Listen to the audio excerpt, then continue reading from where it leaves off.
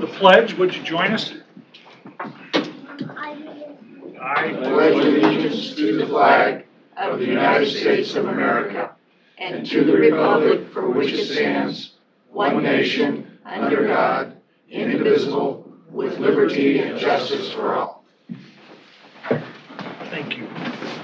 Melvin, let the record show we're all present on the board. Everybody looked over the consent agenda.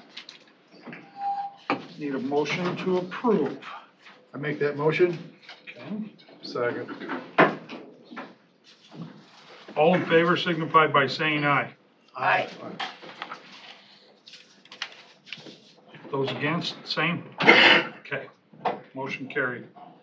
Okay, the first scheduled session up is John Rasmussen, engineer. Discussion and or decision to accept or reject petition to establish a secondary road assessment district on Honeysuckle Road from 185th Street East to the dead end and set a public hearing date for August 8th, 2023 at 10 a.m. if petition is accepted. John? Sure. So the point of this meeting is to approve the tax district. It's to start the process to approve a tax district. Okay. So the petition was received. We corrected some ownership that changed. The petition was drafted in September of 22. So some ownership changed and there's additional parcels. The petition came in with 13 of 25 parcels and met the 50% criteria. Kind of made a map here just so you can see the district, I guess. It's on Honeysuckle Road, about 3/4 mile long, and kind of the bigger circles, a half mile radius. That's the boundaries we're allowed to include. John, the spreadsheet that you included just had 23 parcels. Right, so I'm constantly stuck between what we started with and what it would be today. So we had estimates, and there was 23 parcels earlier, but 2 of the lots split. So then I added 2 additional parcels to the district. So to get to the 50% of the petitions needed to be signed, what number did you use? I used the 13 signatures of the 25. 13 of the 25. Yes. Okay. So you can see it on the map up there. I can't quite read my own numbers. Those long skinny ones, those split. We amended the petition in case there was a chance for additional signature there and sent that out. It did not come back signed, but it did have the 50%. John, there is a a parcel that's landlocked that has an easement off of Honeysuckle. Should that parcel be included in the process? I'm kind of literal when I do Iowa code, and that's probably an attorney question. I took the half-mile limit on this. If they're being served by the road, I can't answer that one for you, I guess. I think that's better for your attorney and not your engineer. Okay, and then I'd like to get a ruling on that before we move forward. Another question, the parcel that is in the southwest corner of Honeysuckle and 185th, why is that parcel not included?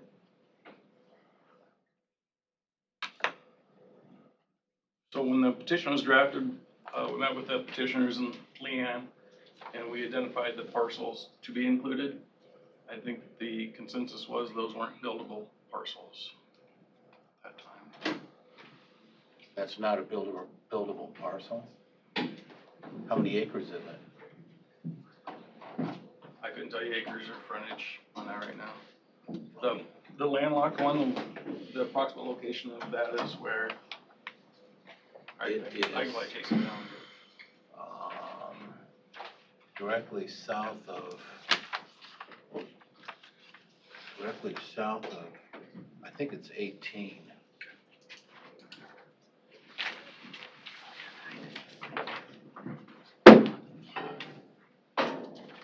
18's down here. Yep.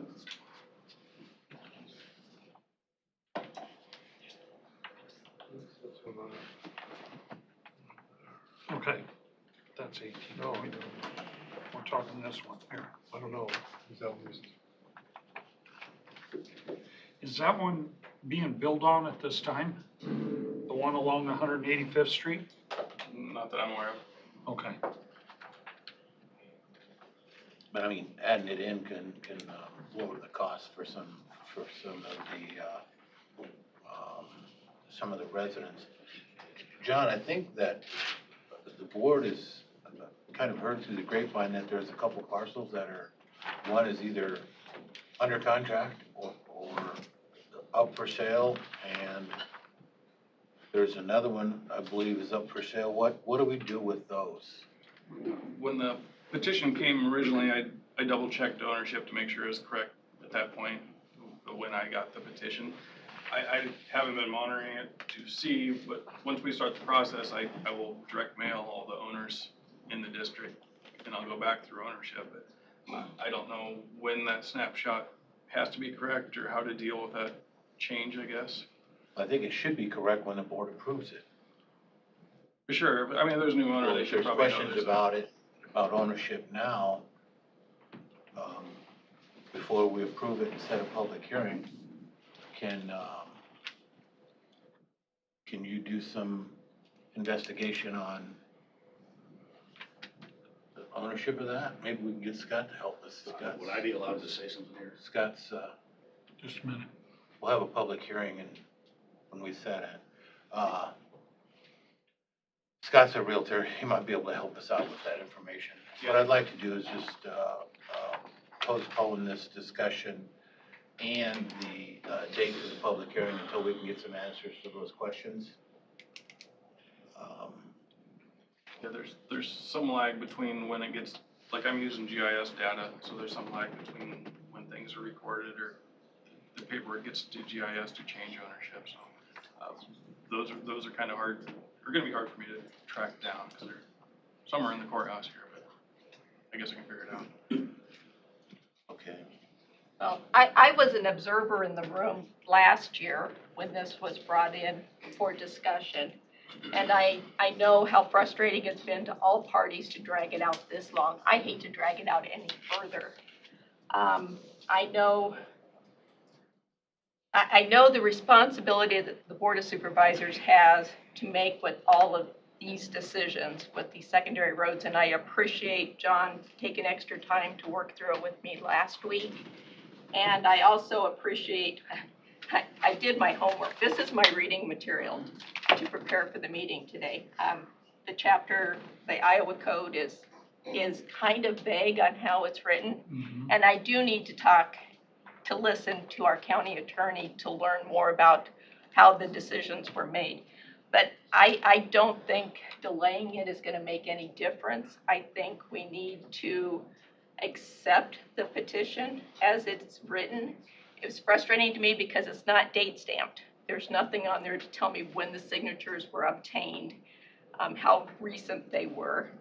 I went out and I drove the street. I drove the road. And what my observations were is that it's a tree canopy. There's going to be some trees that need to be moved. I saw, I always think about fire trucks, ambulance, school buses. How do they access the roadway?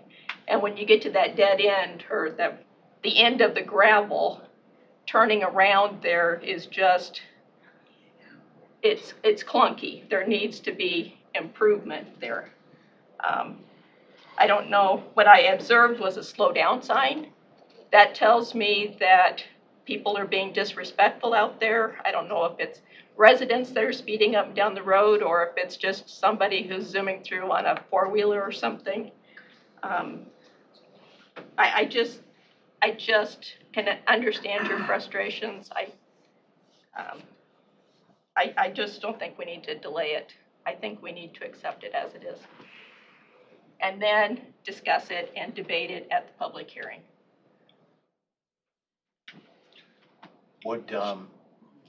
would we be able to reject and not move forward with this after the public hearing? Again, another question for your attorney. I believe it's a may in the Iowa code. I don't have 311 in front of me, but I think you may accept. But I believe you have that option. John, I don't know if everybody knows that Leanne has retired and she has left the county attorney's office. And that was the attorney working with us on this project. So it's kind of changed us into limbo here.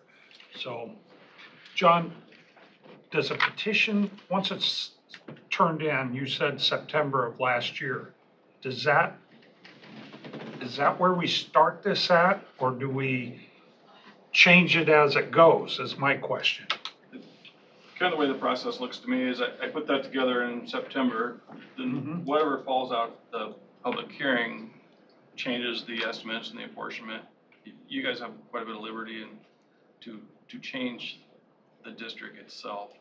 And obviously, if you're taking comments and you're already set on what you're doing, there's really no point of a public hearing. So it's kind of built that you have the public hearing, take the comments, make the adjustments that you want to make, and it goes back into that estimate and the district. Jeff, anything? Well, I agree with Tim. I'm hearing that certain documents aren't time-stamped. There's a lot of questions, a lot of legal questions to be asked about this. I would certainly like to get, if we're going to be approving anything, I would like to be everything up to date, time-stamped, and let's move forward that way. Otherwise, I've got questions, and right now I'm agreeing with Tim. I think we ought to delay this until we talk to legal counsel and get some of these questions answered. That's my opinion. Well, I think that, there are a couple parcels that are in limbo. On the contractor sales side, we have a couple of parcels that I think should be considered to be included in the project. And according to chapter 311, we can do that. We can add parcels to the project. So with that, until we can get some of those answers to these questions, I would make a motion to delay until we can get answers to those questions. I'll second that. Any questions? Scott? No, I guess we don't have the attorney in here today, do we?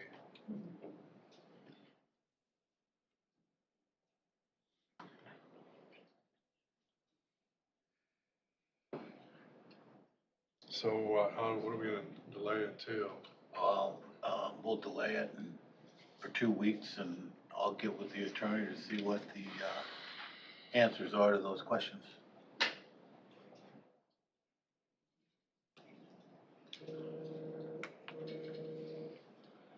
Roll call, Chairman Shea. Okay. Melvin? Yes? Roll call? Sure. Chairman Shea? No. That's to delay, correct? The motion is to delay for 2 weeks. Correct. The acceptance or rejection of the petition. I'll say no. All right. Supervisors Bell? Aye. Miller? No. Jorgensen? Aye.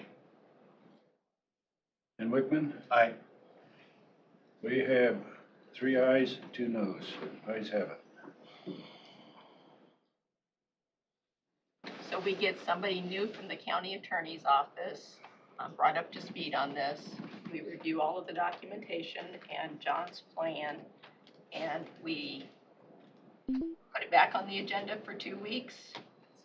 On the July 25th. Yep. In the meantime, I would like to take a trip out there and just go over what. Could we have done that a week previous when we were here 2 weeks ago?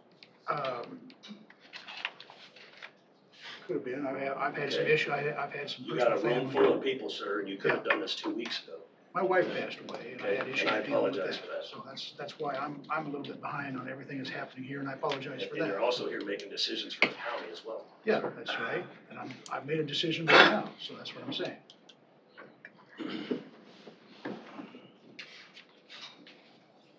And then the value for the improvement hasn't changed, has it, John? I really didn't open up all the estimates and values until you accept that, because I have to redo the estimate and everything else. Okay. But wouldn't the same go for the rest of the board members? Couldn't they have done any of this homework, any of these questions that they've had in between the last 2 weeks? Instead of delaying the whole That's- entire group of people the that's same- here today? The same public hearing, it's a board decision, and that's where we're at, okay? That's what we voted on, Okay. so.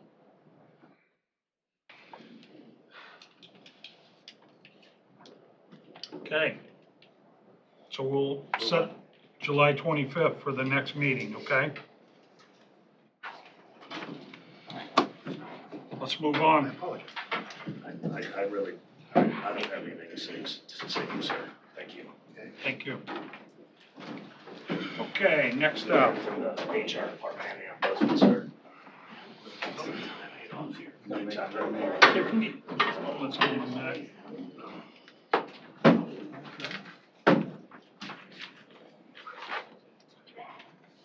Likes to holler back.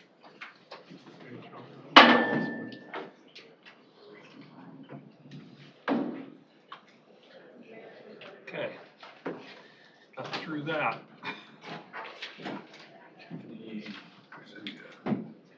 Tiffany Cruisinja, is that right? Okay.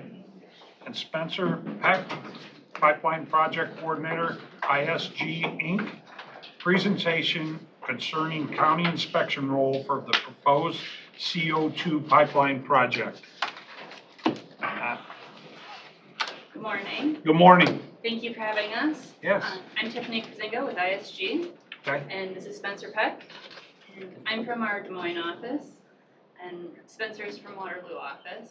And we are here today to discuss the opportunity to represent Pottawatomie County for the county inspection of the proposed CO2 pipeline. The Summit Carbon Solutions is proposing a CO2 pipeline that they're calling Midwest Carbon Express, and that will run north and south in your county. And the county inspection is a requirement to fulfill the 479B and Chapter 9 requirements of the Iowa Code. Are you guys familiar with those codes at this point? Yes. Perfect. So ISG has the expertise and the resume to perform the county inspection. We have done this in the past for multiple other counties, for the Dakota Access Pipeline when it came through the state, as well as a few smaller natural gas lines that have required the county inspection. So we hire inspectors directly that have experience in agricultural and environmental and pipeline experience. This pipeline is going to be a very long and hard project. We'll be working with the counties, with the landowners, with contractors throughout the entire process. And we hire inspectors with not only the agricultural experience, but also pipeline experience, because they work 6 or 7 days a week, anywhere from 10 to 12 hours a day until the project is complete. And not everyone is used to that schedule, and if the contractor's there, we want to make sure we're there. And if you don't have people that are used to that, it's not going to go well. We're not going to perform our job properly. So with that, I'll just kind of give Spencer a couple minutes to talk. He does have a meeting that he needs to run to at prior appointments, so I'll let him speak for a few minutes before he has to go. Yeah, thanks, Tiffany. Morning, everyone. Spencer Peck, civil engineer with ISG. Tiffany and her team have a lot of the experience with the pipeline construction and previous Dakota Access project as well as some natural gas projects. A lot of my experience, I worked with a number of counties in drainage district work, so I'm familiar with a lot of this large construction projects in agricultural environments, what the concerns of landowners typically are, what's necessary for land restoration, what kind of things will pop up in the field, concerns. So I believe we shared the summary of construction activities that we put together that are required in the code to inspect to. Some of the things to consider in there with stripping, clearing and topsoil stripping, and then trenching with pipeline construction, backfill, decompaction. Some of the biggest things we've seen in our experience that have been issues that have come up, topsoil issue with the Dakota Access Pipeline. There was issues at the very beginning of the project with disagreements on topsoil depths and what stripping depths should be. That led to utility board requiring a topsoil survey. So topsoil is surveyed prior to construction so that the topsoil depth is determined by a soil scientist for what's stripped, so that can be, we have an exact number to inspect to in the field for each given parcel and soil type of what needs to be stripped, and then post-construction respread. Some other issues that often come up that we've seen, drain tile, obviously that's very important to all the ag lands that have it. And in many cases, it's not known. The locations aren't known. A lot of it can be very old infrastructure, 80 to 100 years old. So making sure that we're marking every drain tile that's cut, and then preparing inspection reports for each drain tile that's cut, requiring the temporary repairs if necessary, and then also inspecting and recording, documenting all the permanent repairs to all the drain tiles as well. A couple other things that are always of concern that we've seen in previous projects, particularly with Dakota Access, one of the biggest issues was construction in wet conditions. We, at the time in the code, did not have, I'll say, the authority to stop construction due to wet conditions, and there was instances where construction happened after rainfall, which caused some excess compaction and issues in fields, which can have long-term effects on agricultural lands. So working with the utilities board, we added some strength to the code to give us some more authority under certain conditions to stop construction in wet conditions. Additionally, we're also working with the utilities board, and then through ISAC, there's a study with Iowa State University right now on soil wetness to help provide a little clearer criteria and guidelines for us as inspectors as to when we can and cannot allow construction to happen due to wet conditions, so we can preserve the topsoil as well as the subsoil and keep from any excess compaction. So beyond that, also I have a lot of experience with drainage districts, tiles and ditches. I understand you have some levee districts in your county as well. I'm not familiar if the pipeline crosses any of those, but additional requirements for crossing of drainage facility, any county board of trustees manage drainage or levee facilities as well. So those are some of the kind of big picture things from a construction aspect that we've seen, beyond what is required in the code in terms of inspecting to the required construction activities, and then any other agreements that any specific landowner would have made within their easement.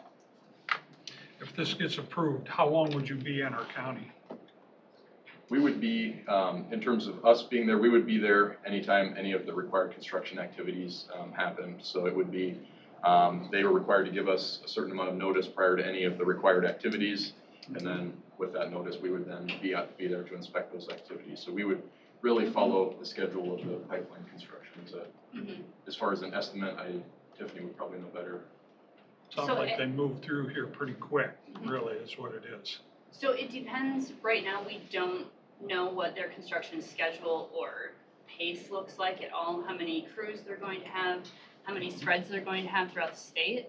So once we have more of that information, if a permit is issued, then we would talk with them to understand their construction schedule, and then be able to make sure we have enough inspectors hired and give a better idea of how long will be in the county.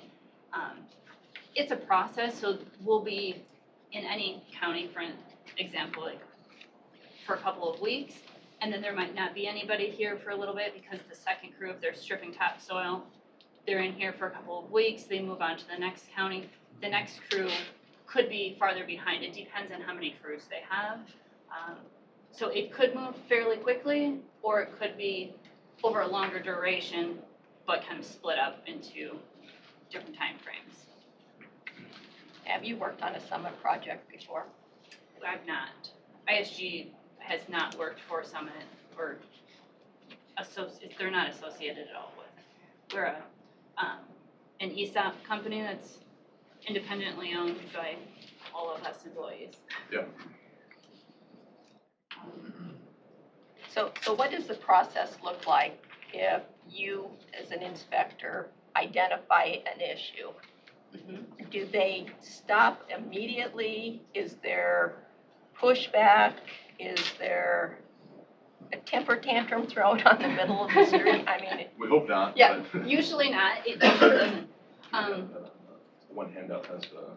Yep, on the notice, there's a notice of violation form, just kind of a process that I included, I'm not sure. It's on the, handouts. yep. Yeah. And I have extra copies if you'd like a hard copy of it. But when our inspector is out there, if we see something that is not to code, we immediately stop them, discuss the situation with the contractor right there. I would say the vast majority of the time, they stop and they correct it, and we move on. We document it in our daily reports that this happened, but no further action needs to be taken if they correct it right there. If it goes beyond that, if it's something that can't be fixed, let's say they mix topsoil and subsoil, that you can't remediate that, it's already done.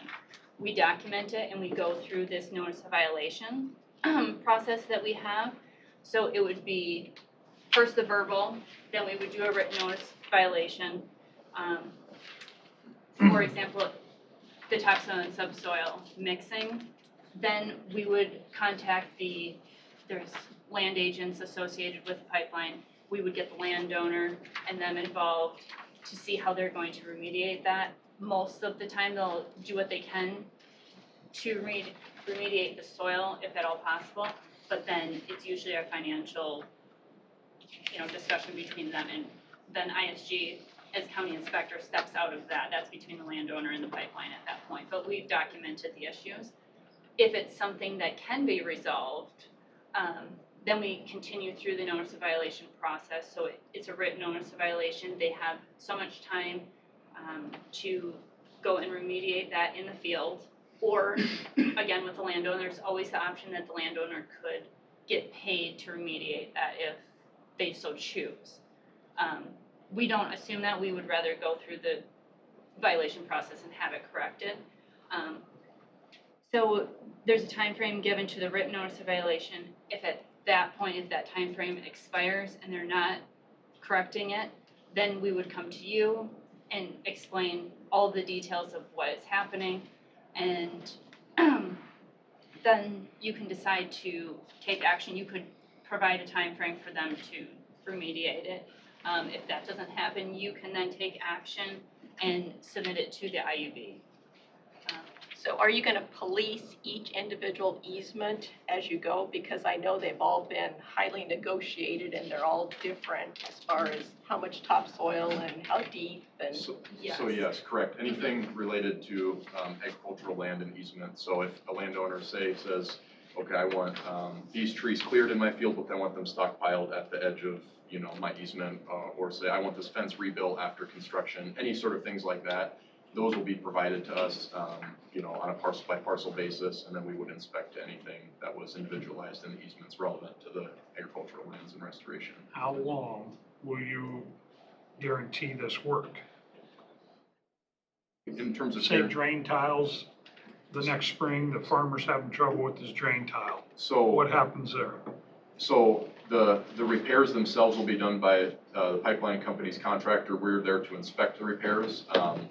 In terms of future issues, that's why we document them, so we know where they're at if there are issues in the spring. I've heard that, I can't say for sure, I haven't seen any easements, but I've heard that they've committed to a time frame of repairs, in the future if there were any issues. But in terms of warranting any tile repairs, that would be the responsibility of the pipeline or the utility to do that. But we would provide the inspection of those repairs and then have the documentation of the location of repairs that were completed. Jeff, any questions? I do have one item I just want to add really quickly, if that's all right. In terms of the conflict issue, something that I think is important to understand from the beginning is that, you know, as the county's inspector, we're there to protect the landowner's rights and ensure that everything's done according to code. When you're out in the field, we're going to be there. There's going to be a contractor there. There could be a land agent there. There could be a tenant there. There could be a landowner there. There could be a lot of people there, which leads to a lot of opinions.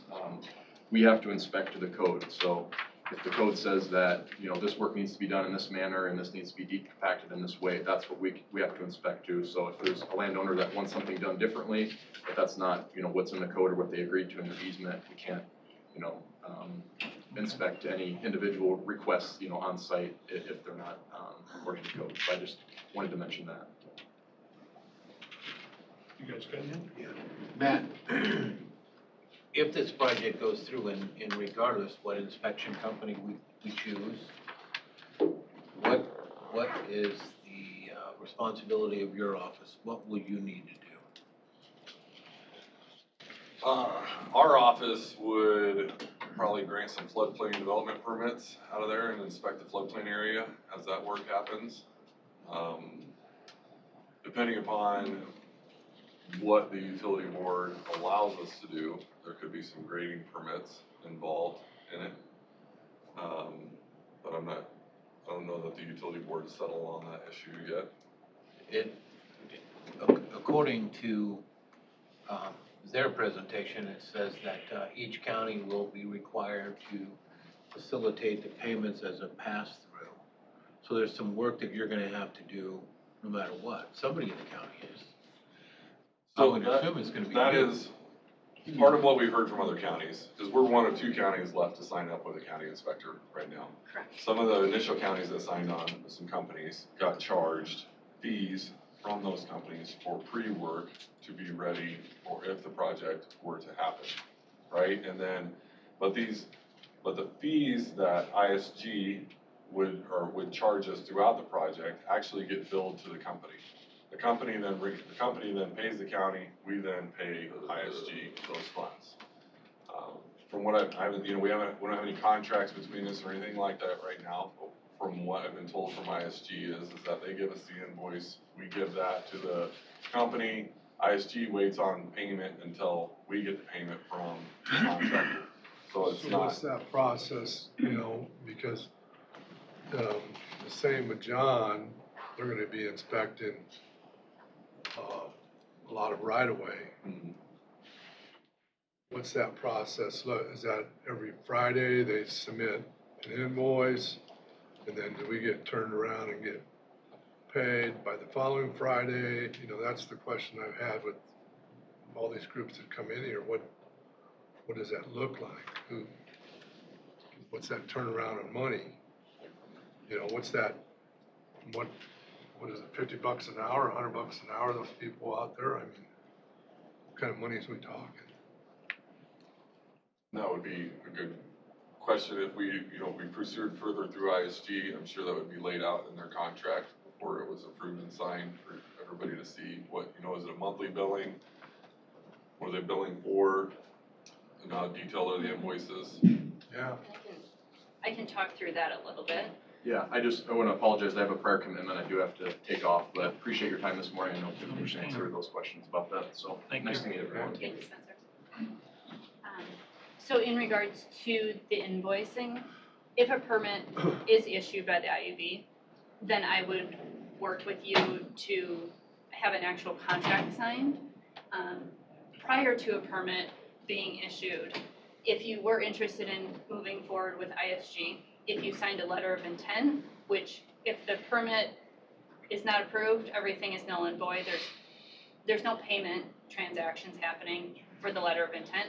That just says that, yes, we are going to represent you, and if you have any landowners or anyone within the county has questions, we are there to answer them. We do that as a goodwill. We don't charge anything up front. our fees start when the inspection responsibilities start. So after a permit is issued and we have to have the meetings with Summit to understand their construction schedule, that is when they also agree that, yeah, your inspection services have now started, there's a permit, then they will, make sure that they're paying the counties. But prior to that, any work that we do, any time that we take, that's all on ISG. We've committed to, we want to make sure that you have somebody to go to during this process, the landowners have somebody to call as they're getting bombarded by lots of different people from the pipeline side. On the invoicing side, once we understand their construction schedule, we know how many inspectors we need. We have as good of an idea as we possibly can for the duration of the project. I mean, things come up all the time, weather happens, there's lots of variables, but we will do our best to provide a budget to you so that, my understanding, I'm not an auditor, but that you would still have to put a dollar amount into your budget, even though it's a pass-through. So we would do our best to provide that number to you for your fiscal year. And then we would invoice you monthly for our services. And like Matt explained, you would then take our invoice. If you had additional time for any reason, you could add in your services to the invoice. Anything that is related to the pipeline should be responsible for paying. So you invoice the pipeline company pays you, then you pay us. You don't pay us until you've received payment from them. So if there's delays, and let's say it's been 60 days and I haven't received payment from you, I might follow up with you and say, have you received payment? Because things happen, there's something either on the county side or the pipeline side. And then if you haven't received payment, then I would take it upon myself to call them to find out how come they're not paying you. You don't need to waste your time, and your group doesn't need to waste your time. I will handle that. I did that for Dakota Access. It worked very smoothly. I can give you names of auditors that I've worked with, for 4 years on that Yeah, I'd like that. project. I'd like that. Do you want me to email them to you? Is that? Just tell me the counties, I can find it. Cherokee County, O'Brien County, Boone County. I think the Boone County auditor is now different from when that project went through, but I'm sure somebody within that group would be the There's same. probably an AP clerk there that's familiar with it. Mm-hmm. Yep. Is there any advantage for us to sign up before this pipeline is signed on to? So I think there's multiple benefits. Is one, you would have a resource to have all of your landowners call somebody to get questions answered. The other thing is, the IUB has not specified a date as to when they're going to Correct. issue a permit or not. The hearings do start in August until they're finished. That could go, they were estimating, from what I've heard on the IUB meetings, that could be 55 days. And if it's spread out, I mean, I'm not sure, it could go till October, who knows? But once the permit, if it is issued, and depending on the time frame and the weather, there could be a very short window of time before they start construction. And on the county inspection side, we are currently working on lots of internal things to make sure we are prepared in case this goes, because we want to make sure if it's permitted that we have enough time to get our inspectors in, trained on this particular project, and be ready to go. If we're trying to, negotiate with counties and decide if we're going to represent you, there's a lot of things that are happening in that short window between a permitted project and construction. And so I feel that it's best to do it before it's a permit, because there's no cost to you, there's only benefits to you of having a resource. My question is, if farmers do call you, Mm-hmm. do we get billed for that? No, Okay. I can tell you, I've spoken with lots of counties and quite a few landowners. over the past, we've had some counties signed up with us for 6, almost 9 months now. And we've been taking calls, answering them, it's not every day, but we've chosen to not charge for those services, we want to be there for them. This is new to a lot of counties, not to every county in the state, but a lot of them, and they don't know what to expect. We want to make sure they understand that it's still your land. You can go out there, you can ask the questions. We want to make sure that it's done safely. So if a landowner wanted to come out there and we introduce ourselves and say, we're the county inspector, we're representing you and the county, that there's lots of moving equipment. We don't want you to be in an unsafe environment, but if you would like to come out there, you would like to watch the drain tile get fixed, if you would like to watch the pipe being welded, ISG has nothing to do with the pipe itself, but we will be there to make sure that you're doing that in a safe manner, that you're not, in harm's way. It's one of the few things a board gets to choose is the inspector. Mm-hmm. The rest is from the state board, utilities board, Correct. and we're kind of hung out there with them right now, so. Do you Okay. have, I'm sorry, go ahead. Go ahead. Do you have agreements with other counties? We do. We have signed letters of intent with other counties. Okay, We have 11 other counties signed up with us at this point. okay. So Shelby County, I'm just looking at the closest ones to you. Shelby County and then Fremont and Page counties as well. And roughly how many counties are involved in this, if this were being implemented? For this, I think there's 26 or 28 if I, Okay, so currently you have 11 of the 26. correct, yes. Can you submit a draft of the letter of intent to us for review? Yes. And who would you like me to send that to the whole board? Yes. Okay. I can do that. Okay. And any references that you've had in prior projects? Yes, I can. Is that what he asked for? Yeah. So I provided him a couple of counties, the auditor. I also have some engineer contacts that I could send to you as well. I know a lot of the boards just recently changed over. There's some counties that have all new board members, so. Did you indicate you did the Dakota Access? Yes. Okay. Is there any other pipeline that you've done? So we just did a natural gas line in Cedar County. Okay. Because the code has changed, and so a lot of the smaller natural gas lines are going to require county inspection, where previously it was usually the larger projects. We did a project in Washington County, which was 2.5 miles, I believe. Currently working in discussions with a couple of other counties on some natural gas lines, nothing signed yet.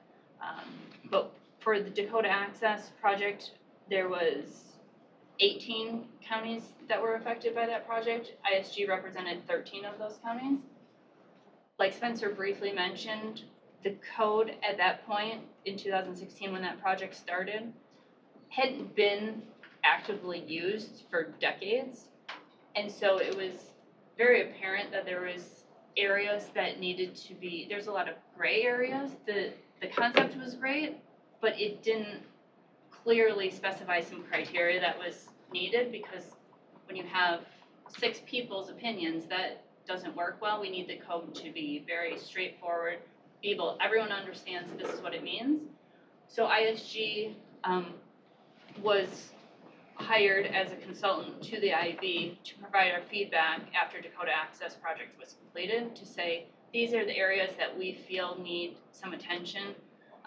They changed, even just minor words was huge. Instead of may, it says shall. I mean, just things that you don't, when you're reading it, you're like, it sounds great. When you're in the field, it's misinterpreted, and you can't, as inspectors, we need the backing of the code. I mean, we want to do our jobs as diligently as we can, but we need the code to back us up if we're going to push something forward. And so the code was changed. It was The manual for county inspectors as well as the Chapter 9 code has been updated in 2021, I believe it actually got issued. Definitely stronger. The working in wet conditions is the one area that's still, it's definitely better, still a little questionable in some areas, so that's why the Iowa State study is happening, in hopes that we can get some results from that that would be potentially issued into a permit. It would be too late to change code, that takes a long time, but the mitigation plan can still be, until the permit is issued, the mitigation plan can be modified.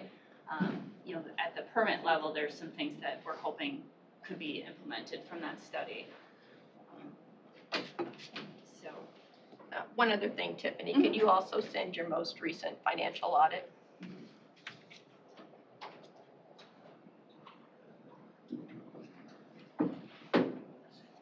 Matt, have you got any concerns? I think it's, with the last update we got from Dakota Pipeline, 90% of our landowners are signed on to the You project. mean with Summit? Yes, something. You said 90? That's what they told us, was Okay. 90%, above 90% of our landowners are signed on. And, from the different companies that have contacted me, when ISG reached out, I felt like it's probably time for us to sign on with someone to best represent our residents and make sure that we're not kind of behind the curve if they do grant the permit, that at least part of the board is taken care of, and that we have the right people out there representing the landowners, the experience to do so. Okay. Is there anything in the code that allows the county to get reimbursed for their costs? You know, we're gonna have a minimum of 5 departments involved in this. The treasurer's gonna take in the funds, the auditor's gonna audit them. We're gonna have our roads team making sure that everything's done at their level. We have Matt involved in the planning. He's gonna have to receive the invoices and bill. And then it's gonna come to the board for approval. So while they might not be huge costs, it's still taking county time to move this forward. understandable. I can give you my personal opinion, but I would prefer if you ask directly to Summit in regards to the roads, because there'll be hull agreements, road agreements that are all with engineer that is providing all of that. So I don't know on that side of things how that, each county, I think, has a possibility to handle that differently a little bit on costs. You know, is it, if you're using this road, it's X dollars, is it, this includes our inspection costs. So I don't want to speak to that because that's not my area of expertise. It's county inspection is only the ag lands. But as far as the auditor or your group that has to process payments of invoices that we send for county inspection, I don't see why you wouldn't be able to, if it's 3 hours a month for everyone to process things. It shouldn't take too long. I should be doing most of the work, but I understand there is a cost to making sure everything's approved and processed and paid. That you would be able to add your cost when you, after we invoice you, you could add your time in to that invoice when you submit it to the pipeline. So on that side, I would feel comfortable that you should be getting paid. Anything associated to this project should be paid by Summit Carbon Solutions. John, if you have to issue permits to put a pipeline in our road ditch, will you have to? Yeah, they've already made application on those. Most of those, they're boring under the road. There's no open cut in any of our roadways. So for the secondary roads, it's all underground. So there'll be a boring pit in each side of the road on the private property. They'll be inspecting those pits. So we don't really have the same sort of inspection going on that The way. permit's so much a mile, right? Yeah, then the pit fee has per location or so much miles. So it's per location because they're just kind of crossing the road, not running in the right of way. So they're not running in the right of way other than crossing the road. They are doing a lot of entrances to get access to those properties, so those are all have permits and permit fees as well. Probably be more work in the entrances than the pipeline, honestly. So all the field access, who manages the field access spots? So they've applied for permits, put in temporary accesses to those fields, and they'll remove them when they're done, so that's. No, I mean, people access their fields off our roads. They're gonna be going underneath their driveways too, right? Yeah, I don't know if they've lined up with driveway, I'm not sure where those line up with driveways, but, I mean, they'll be, what is the cover of the pipeline, is it? I can't remember off the top of my head. It depends, I mean, I think they're saying 4 foot is Yeah. minimum. I think that was minimum, yeah. Minimum, but depending on the area, I mean, it could be significantly deeper depending on drain tiles and what the landowner has agreed upon as well. So their ditches are 3 foot deep and they have to have 4 foot of cover, I mean, they're gonna be 7 foot or better under our roadway and even at the fence line, those locations. So they'll have to, they're gonna back up a long ways to get that depth if they have to. John, do we sleeve that? No, it doesn't have a sleeve on it. Should we look at that? To sleeve that I pipe? struggled with that one. They have to pressure test everything. There's so much more into the welding that they're gonna have to have experts come out and inspect. I don't think we have the certifications even to look at their welds and know what they are, but they got pressure testing and all that other stuff. Okay. Yeah, they'll have welding and coating inspectors that just work on the pipe, inspecting the pipe itself.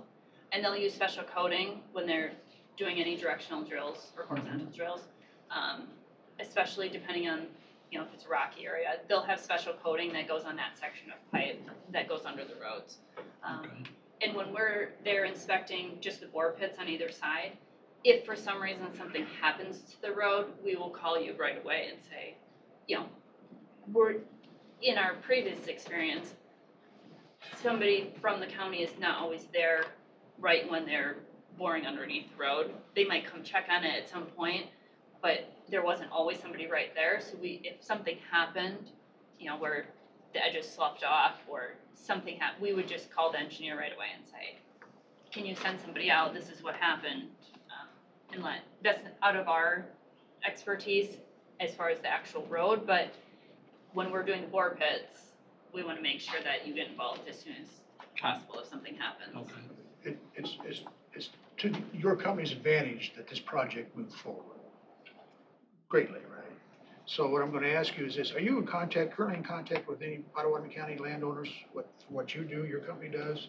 No. And is there anything your company is doing to influence the decision on this project that you can mention, or you just plausibly deny any influence at all?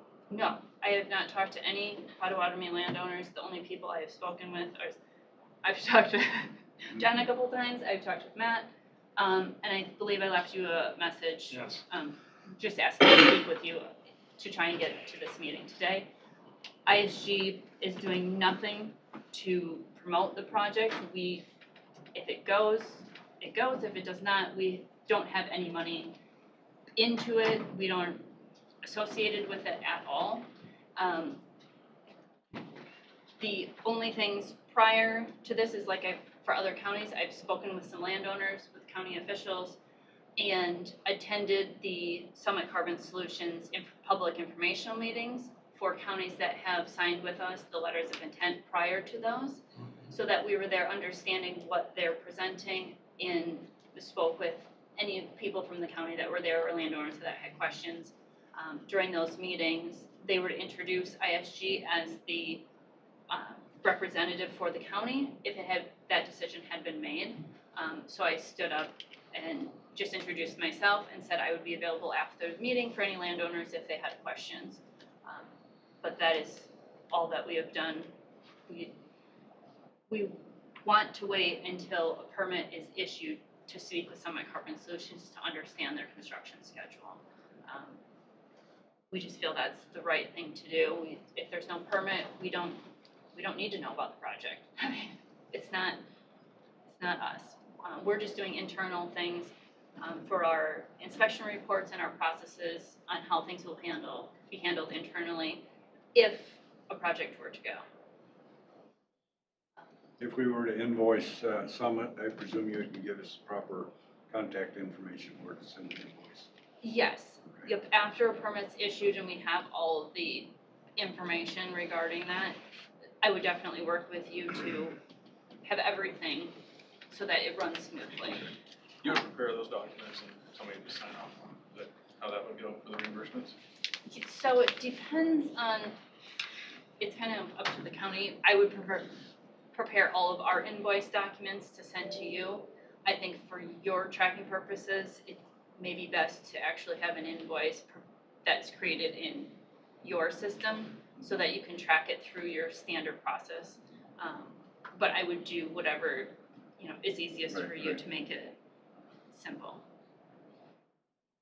Susan, you got any questions? I think she's already answered all of mine. Thank you. Scott? Yep, I think I got mine. One more. Okay. John, would you sign an agreement with the contractor on making sure that our roads are put back in the same shape or better than they were before the project started?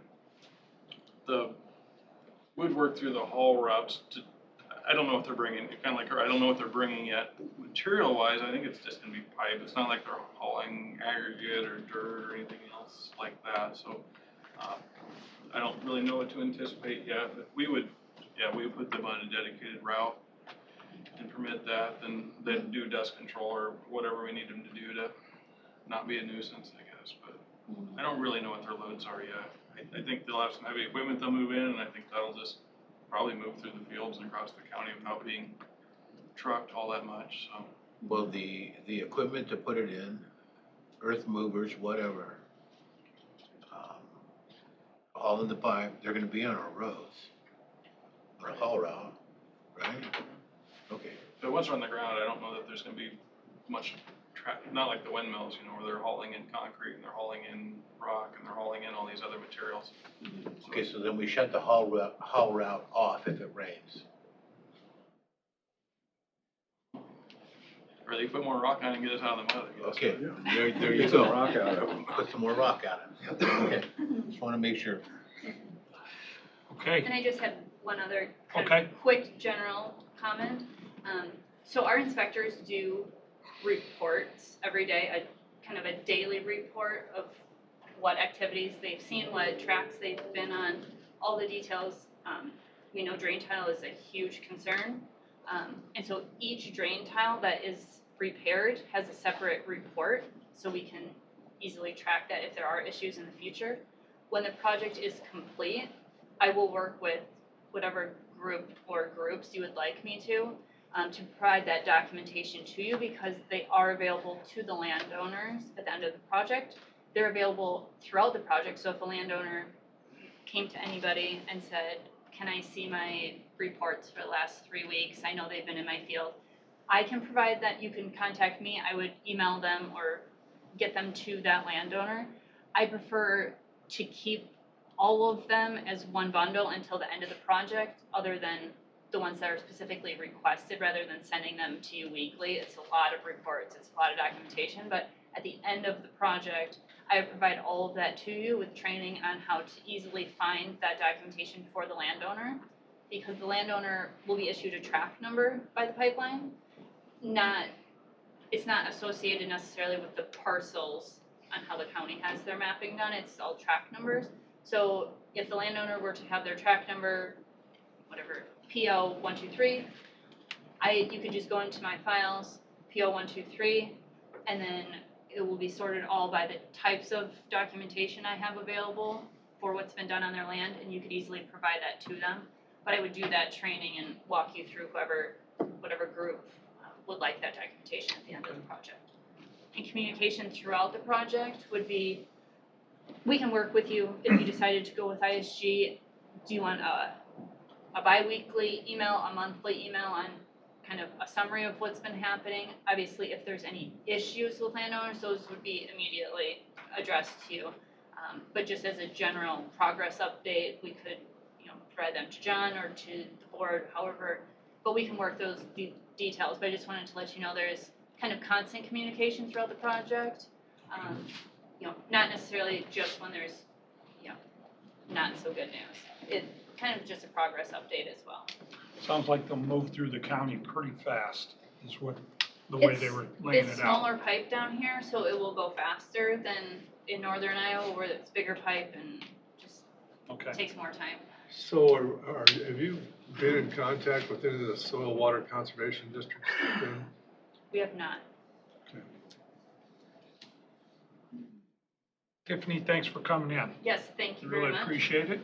Matt, thank you. Yeah, thanks. I think they need to probably present at least the west, so I don't know if they're going Going on, through east, are they going through east Yeah. too? yeah, parallel to 59. Yeah, they should probably get associated Brought with up the there, soil Dave. water conservation Yeah. Yeah, districts. I've discussed it with them several times. Is Not gonna this, this person? No, Appreciate your time. Right, Thank you no. so much. Thank Let me you. know if you have any Thanks for coming questions. I'll follow up with the email on the request you made. Okay. thank you. Mm-hmm. Thank you very much. I'll provide with you too. Awesome. Thank you very much. Appreciate it. Okay, next up, Mark Shoemaker, Director of Conservation, and Jeff Franco, Deputy Director, Conservation. Discussion and/or decision to approve electrical contract for park improvements. Good morning, Jeff. Morning, everybody. Hi, Jeff. Hello.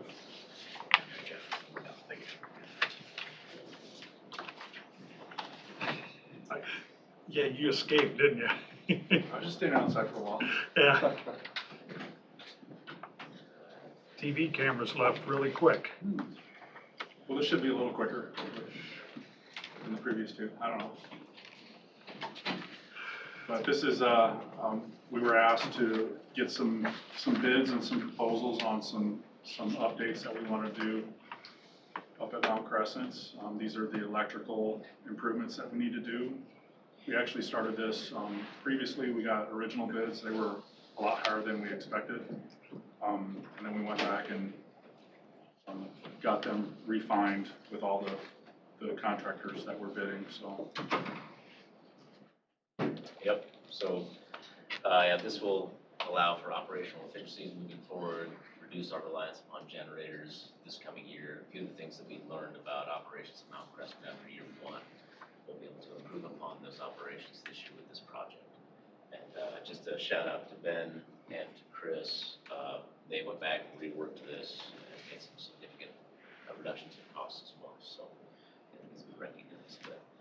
So on the packet that I handed out, we worked with ETI, an engineering firm, to draw this up. They've received the bids, we all reviewed them, they've made the recommendation. And so they are recommending that we go with Midwest Mechanical Industrial Services for this portion of the project for $522,805. You'll notice highlighted in yellow, that number there, highlighted in green on that front page, are also potential deductions that they would like us to investigate, the feasibility of whether or not we can accommodate those deductions. So that's something we're actively investigating. Not sure if we can accommodate those just yet or not, but we would like to move forward with a decision from the board on the original $522,000. You're looking to do the trenching yourself? That's something we're gonna look into. Not sure if that's gonna be the fastest way to get this done, but we wanna make sure that things get done as cheaply and as quickly as possible. What is the timeline for completion? By the time we get all of the equipment in, we'd probably be looking at October when we wrap this up. That'll fall in line with everything else. October 1. October 1. Ben, do you like this?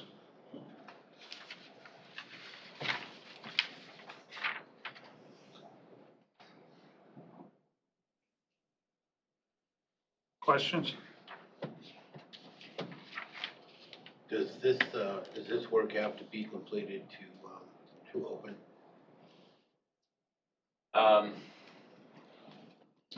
We could potentially operate with the system that we have. We know that after year one, we've realized that it's a rather antiquated system. This will provide some additional safety features. It will also reduce our operating costs. by reducing reliance upon generators as well, will allow us to operate the hill in the way that the hill should be operated.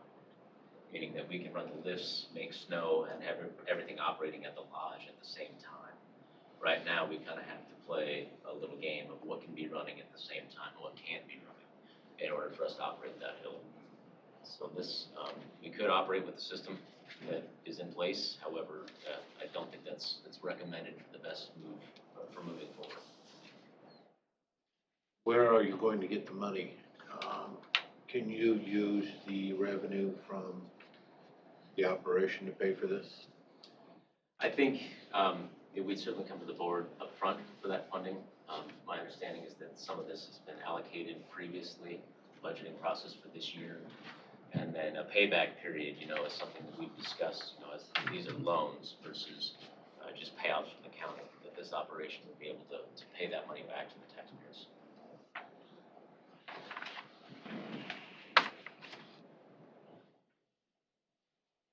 Garfield, anything you want to add? Good. Excuse me, sorry. Yeah, I kind of agree with Jeff about the safety aspects of it all. I think this is going to help streamline with all the additional safety precaution that goes out there with the generators, all the other moving parts. So I think this is a well-needed part. So I've been pushing for this part along with the other parts of that need to be done. Thank you. You are. So if we move forward with something like this, Jeff, does that mean that you should have everything you need to operate the hill for the next 10 years and won't have to come in and ask for any more money? So there are a few projects still on our list we'd like to get done this year yet. And we're working through the design process with an engineer so we can get bids on that and then come back to this board. After that, we're hoping that greatly reduces our costs, that after year one, we were pleased with the financial aspect of how things came in.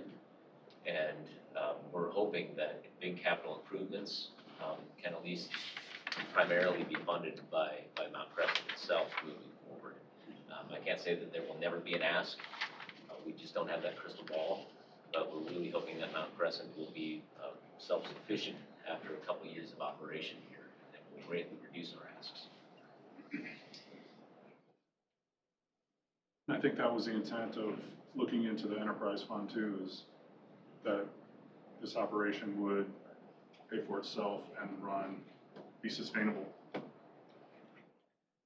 Well, when is that going to start? The enterprise fund? Oh, when it's sustainable? It should be sustainable after this coming year, after this fiscal year.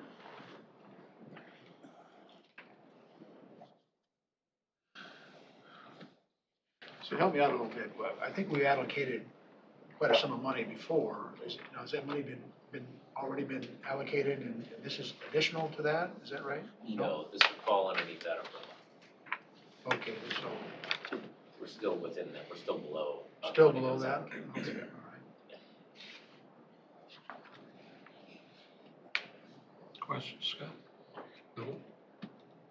Susan? Good answer. Done. It does. Okay. Looking for a motion. Well, I'm always for safety. I always like to move in that direction. I think we had this discussion before about the safety issues out there, the risks involved. And Garfield, I appreciate your work on all of this. I make the motion we approve this. Okay. I'll second. All in favor signify by saying aye. Aye. Those opposed? Motion carried. Could you give me that dollar amount again? You do this here, Bill, if you'd like.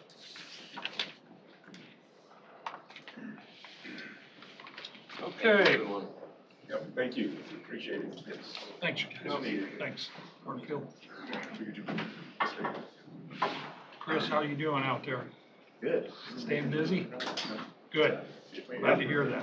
We're actually working on lift inspections right now. You want to go back? You can have it. Okay. When's that come? Friday doing cable inspections, already had grips tested a couple weeks ago. We're grip testing, still doing finish on cloth on a shovel today. Good. Things are in good shape. Thanks, Chris. Yeah, thank you. Dixie Wilson, Assistant Finance and Tax Officer, discussion and/or decision to approve, disallow the following applications made to Assessor's Office. Homestead, 0 recommended, allowed. 31 recommended, disallowed. Military, 0 recommended, allowed. 3 recommended, disallowed. Disabled veteran homestead, 0 recommended, allowed. 0 recommended, disallowed. Family farm, 0 recommended, allowed, and 0 recommended, disallowed. You want to explain? Yes, this was an unusual situation. Usually, we have the incoming applications that the assessor receives, and we add the address changes, which makes a previous accepted one now disallowed. So, in order to receive the credits, you have to live in the property. So, whenever they first moved into the property or whatever, they submitted an application, they were approved. Now the assessor has been notified that they have an address change, they're no longer living in that property, so that changes that approval to a disallowed. These are normally added in with all of the new applications, but because of the new homestead, the amount of applications the assessor has received is extremely large. So they said there was going to be a delay in getting those to the auditor's office. Rather than waiting, especially since that list is going to be so long, we decided to go ahead and process just the address changes that now made previously approved applications now denied. That's why this looks so different. Just not only to help your review, help, the Jeanette getting them processed and us mailing out the letters. We're just doing them separated instead of a big lump sum. Make sense? Any questions on that? Need a motion to approve? Yes, we do. Is that your motion? That is my motion. Okay. Second. Okay, all in favor signify by saying aye. Aye. Anyone opposed? Motion carried. Thanks, Dixie. Dixie, thanks a lot. Thank you. Sometimes that's confusing. It is gonna be for some people. Okay, committee appointments. Guys, I had no meetings last week. I had Tim? We had a meeting on the water line coming from Sue Johnson Tower, trying to get that worked out, so, With rural water. rural water, yes. Them guys are a lot of fun. Okay, When was that? it was a Zoom meeting. Oh. Yeah. Okay, public comments. We got anybody signed up? Yeah, we have. Okay. We have Shauna Henderson. The board will now allow up to 30 minutes for comments from the public. The board will call each speaker to the podium in the order in which they have signed up on the form provided.